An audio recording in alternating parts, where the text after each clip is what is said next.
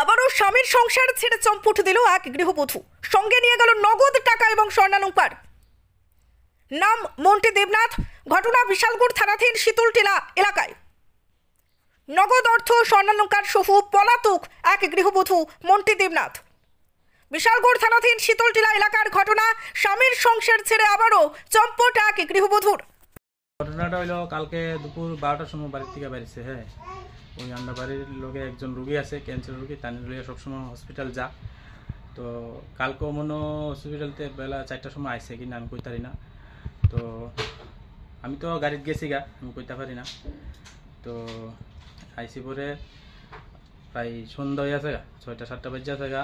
আমি কই হনুদি বাইতে না, আমি তার বাড়ি গিয়া জিগাই কিতা হয়েছে খবরটা।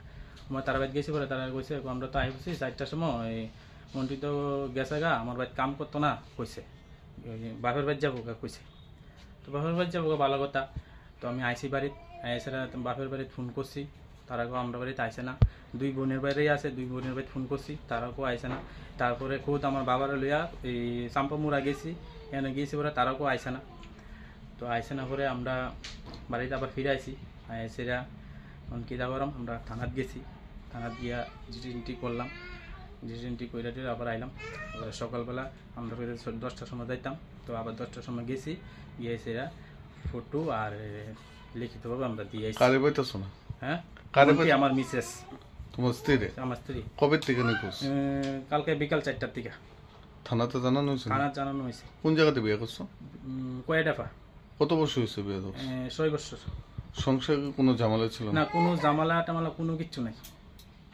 আজকে দীর্ঘ 15-20 দিন ধরে একটা মোবাইল কিনছে, কার লোকে জানি দিন নাই রাত নাই, এই খালি ফোনে কথা কো, রাস্তা দিয়ে আইটা রাত্রে 2টার সময় ফোন আয়ে।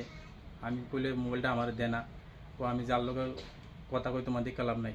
এবার এমনও কইছে তোমার লোক আমি সংসার করতাম না, তোমার ভাত আমি খাইতাম না, তুমি যে নকশি এনে দাও গা, আমিও যাবো গা। থানাত কি নিখোঁজ মামলা করছো? আমি থানাত নিখোঁজ মামলা করেছি সন্দেহমূলক। কি নাম তোমার? আমার নাম টিটু দেবনাথ। বাড়ি?